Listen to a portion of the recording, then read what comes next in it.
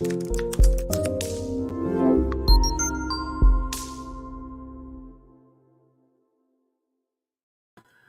back. Welcome back. You man, Dominic K in here, of course. The all new radioandfire.com. Dominic K in the morning. Thank you for joining me. Wow. The Biden administration passed the 2-month mark. And wow, it doesn't even seem like it's been 2 months that Biden has been president, but it has, passing that 2-month mark. And what have they gotten done in 2 months? Biden and VP Harris. So they've passed a few things. Some executive orders, brought some calm to things, to the country somewhat. You don't have a president that's in your face every day with bombast. Joe Biden is real chill, kind of boring. And I think that is what people need, at least right now. Also, he's brought I would say a return back to yesteryear.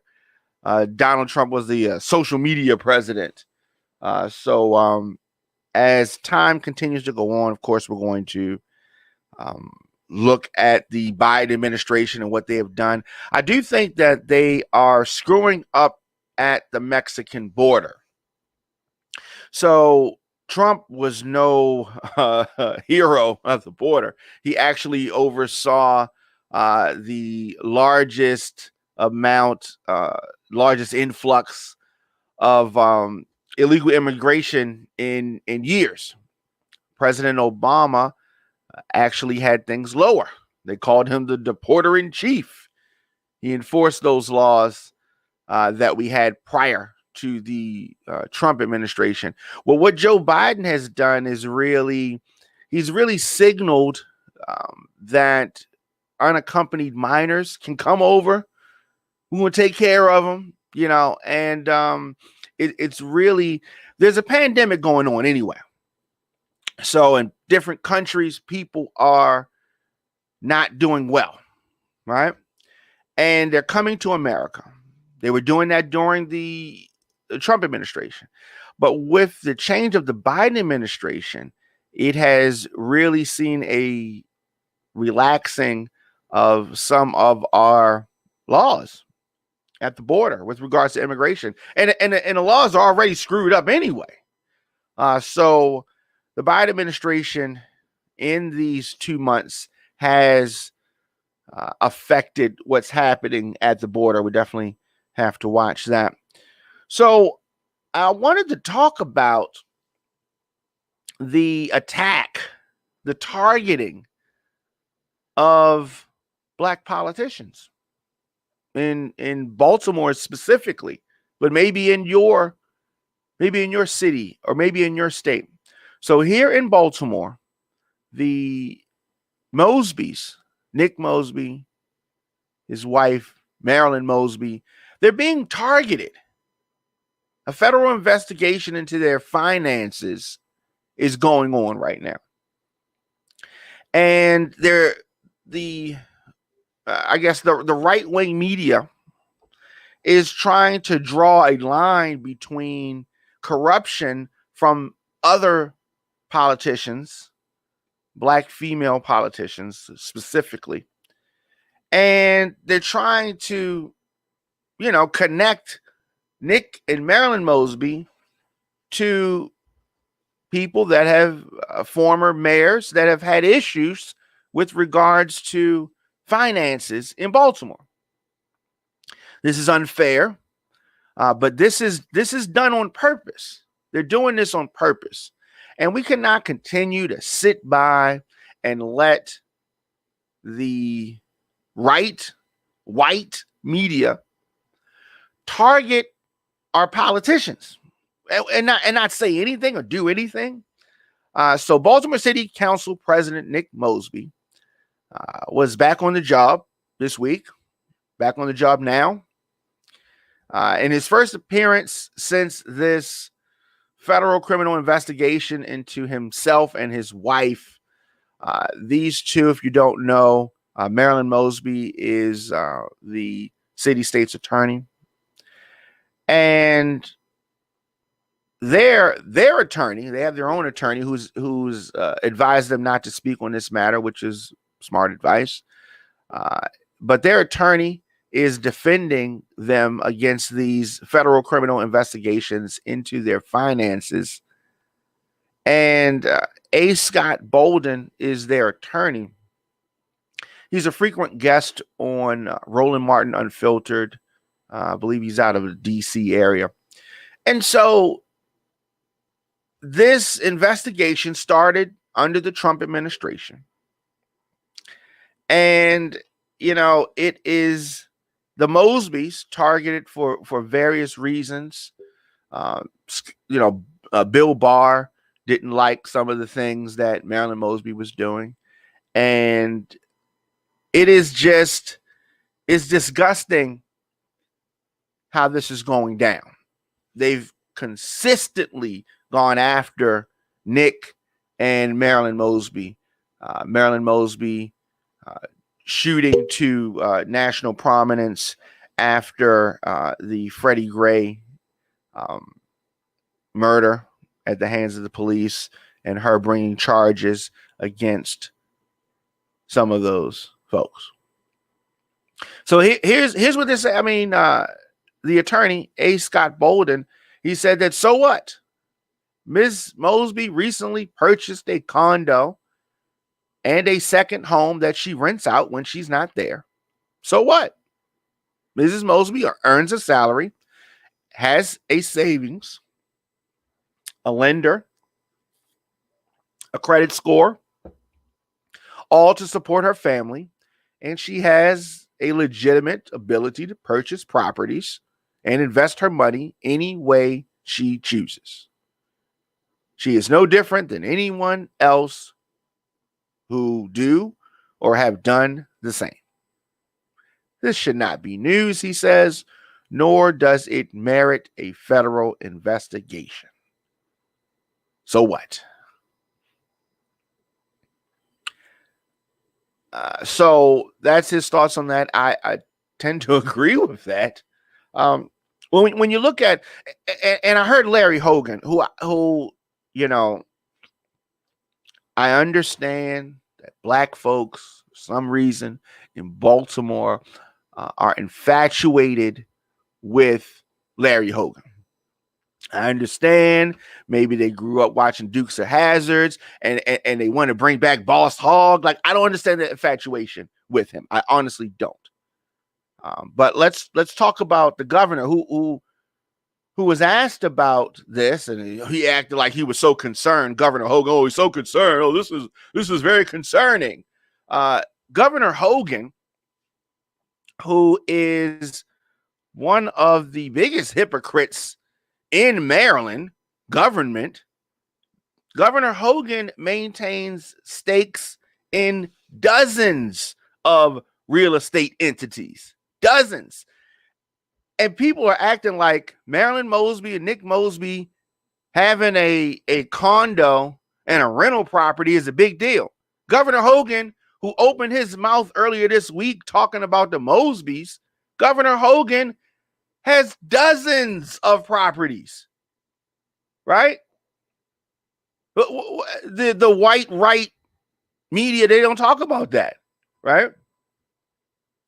5 companies that he had interest in. He maintains dozens of real estate companies. These are on his financial disclosure filings. This is public record. But nobody's talking about that. He operated a real estate firm based in Annapolis for decades and still does.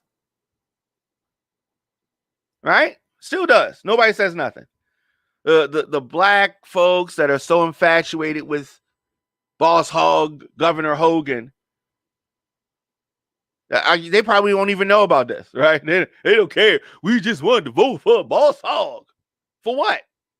What has he actually done? all he really does is throw black politicians under the bus. And yes, he has a token lieutenant governor. Who does anybody know? Has anybody ever heard the lieutenant governor even speak? Does Hogan let the lieutenant governor speak at all? I don't think so. I don't think that the lieutenant governor is even allowed to speak. He's just there. So Governor Hogan has 100% ownership in the Hogan Group. He has other holdings, the Hogan Costs Residential, Hogan Holding, Becker.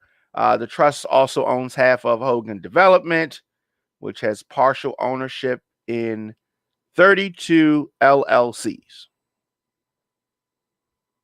The purpose for those LLCs is not clear, but I can tell you that the cancellation of the red line. Oh, yes, I'm still talking about the red line. The cancellation of the red line, which was something that was supposed to benefit Baltimore City, he canceled that. And why the white right media never looks into the fact that Hogan, Governor Hogan, has done things to benefit his real estate holdings specifically. He's passed things and done things that benefit properties that he controls. We have to look into that. And I plan to talk about this going forward. He has been given a pass to just do whatever for far too long. Far too long. So I suppose that his token homie, lieutenant governor, is going to follow in his footsteps. Is that what's supposed to happen? Is he supposed to be the one that's going to run after him? Probably not. Probably not. But Hogan runs his mouth, talking out the side of his neck. He's so dismayed. He's so concerned about the Mosbys and their condo and their rental property, while he is the epitome of corruption. Well, because he's mild-mannered, married to an Asian lady, he gets a pass? He should get no pass. Now, the Mosbys should not be targeted like they are, and Hogan should not be getting a pass. If you are investigating this foolishness, why aren't they investigating Hogan and his alleged corruption? Clearly, it is evident what is going on. I mean, it should be no surprise to anyone when you look at the facts. Just tuning in, Don McKay in the morning on the all-new radioonfire.com here on the show. I deliver the biggest political and trending news stories of the day with interviews and original reporting from Atlanta and Baltimore. I'm upbeat. I want to have fun, but I also want to expose what's going on. New episodes of the program drop weekdays, 8 a.m., but I don't want you to miss any of our live broadcasts in addition to our 8 a.m. program. We drop content throughout the day as news happens. So however you are hearing or watching this program, hit the notification bell so you get an alert whenever we go live. I am going to be on Hogan's ass like white on rice. Okay? In addition to the Mosbys being targeted, in addition to Governor Hogan running his mouth about the Mosbys in his condescending tone, he's always thrown black politicians under the bus, specifically black women. Whether it's Stephanie Rollins Blake, whether it was Catherine Pugh, whether it was Joan Pratt, whoever it is, he's throwing them under the bus. For far too long, white politicians get a pass for doing stuff that black politicians go to jail for. We got to talk about this. This has to be something that we pay attention to. We need more black politicians, but we also need things to happen fairly.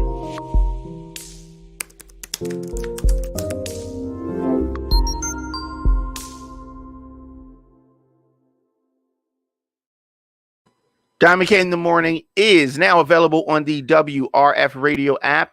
Simply download WRF Radio in your app store and leave me a comment. You can scroll your timeline, attend a Zoom meeting on mute, do some online shopping, write an email, all while listening to Diamond K in the Morning. So, it is a time where pandemic lockdowns have been, eased, where things are opening back up. Within 2 weeks, we have 2 shootings. The latest, this Colorado shooting in a supermarket. Can you imagine? A supermarket is somewhere where you got your guards down, and this loser, murderer, comes in the supermarket in Boulder, Colorado. They say that he's prone to rage. Prone to rage. A 21 years old, accused of killing 10 people at a Colorado supermarket. So they say that he's someone who is prone to sudden rage. Was suspended from high school for a sudden attack on a classmate. So he bloodied a classmate. He is from the Denver suburb. So booked in jail yesterday, murder charges, a day after this King Soopers grocery mass shooting. He's going to make his first court appearance tomorrow. That's going to be interesting. Among the dead, a Boulder police officer, Eric Talley, 51 years old. He was actually trying to leave the force. How ironic is that? He was the first to arrive on the scene and responded to a call about shots being fired, someone carrying a gun. This whole last 2 weeks has reignited the talk for some gun control, some what they call common sense gun laws. Not going to happen. It's not going to happen because the Senate has some cowards in it, and they're not going to do it.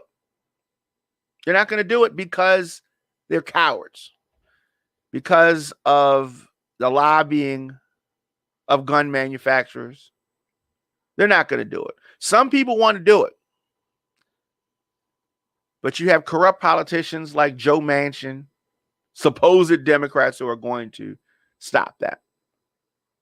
This murderer, this 21-year-old piece of trash, purchased this gun 6 days or so ago. So the law enforcement, they briefed the press on the shooting. The suspect's family members said they believe he's suffering from mental illness and delusions. Why not throw in sexual addiction in there too? Huh? Just throw that in there. They try to make these murderers victims somehow. They don't need to go to jail. What they really need is counseling and some medication. All of this foolishness. So we have all of these. You have loopholes for the murderers to purchase the weapons. And then you have these court loopholes for the murderers to claim, that they're not in their right mental state of mind. And then Americans sit by and let this happen. So they can purchase guns to kill your kids, to kill your family members of the community. Then they go to jail. Then they present these defenses that they are, you remember it used to be back in the day, pleaded insanity. Now the murderers, they have these mental disorders, right? He's delusional. He has mental illness. And then the other loser that killed folks last week in Georgia, he has sexual addiction. What? This is crazy. This is crazy. And if we continue to fall for this and allow this foolishness to take place, we're just as crazy. So law enforcement is doing their best. I suppose it's going to be in the hands of the prosecutors. It's going to be in the hands of the prosecutors.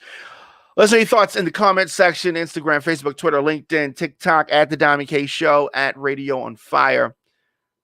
These folks that sit by and allow this type of activity to take place with no repercussions. I mean, we're going to talk about it for a little while, and then it's just going to fade into the background because people have become immune to mass murder. They've become immune to it. I mean, I say that because what is done? I mean, we can go back 20 years and start naming them. There is uproar for a little while, and then it just fades into the background. On to the next thing. On to the next thing. Just tuning in, Diamond K in the morning on the all-new radioonfire.com. Of course, you can donate to the program. Support Diamond K in the morning via Cash App, $ DJ Diamond K. Also, djdiamondk@gmail.com. Also, paypal.me/radioonfire. Just simply go to radioonfire.com. Before we get out of here, Baltimore's own Javante Davis indicted 14 counts related to that hit and run that happened in the fall. Davis has been charged with 4 counts of failure to return and remain at the scene of an accident involving bodily injury, failure of the driver involved in an accident to render reasonable assistance to an injured person, failure of vehicle driver involved in an accident to furnish required ID and license, failure of vehicle driver involved in an accident to exhibit license to police, and failure of vehicle driver involved in an accident to report to nearest police. No, there's more. Failure of the vehicle driver in an accident to locate and notify owner of unattended property of damage.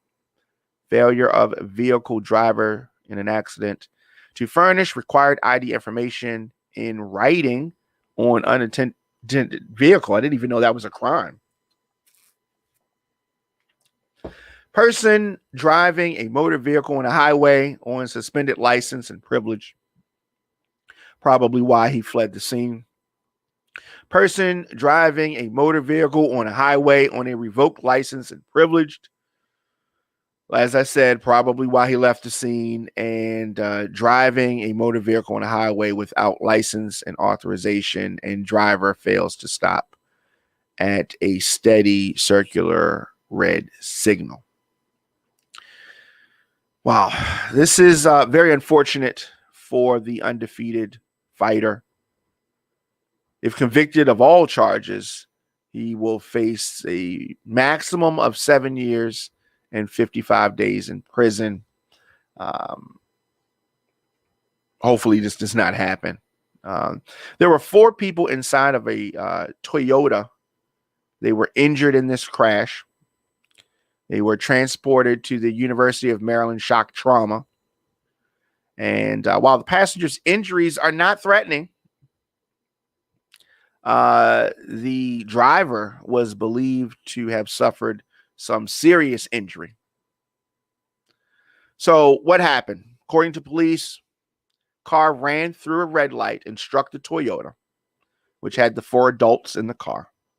Witnesses identified the vehicle as a Lamborghini and say that Davis was behind the wheel before he and a female passenger fled the scene. This was back in November. So I'm not going to make any excuses for him. He has rocketed to stardom, and he's made some decisions that were ones that were reckless, and he's made some mistakes. And we're going to see how this works out. I mean, our black athletes with money, like we gotta figure this out. We gotta figure this out and how to not consistently have them in these type of situations.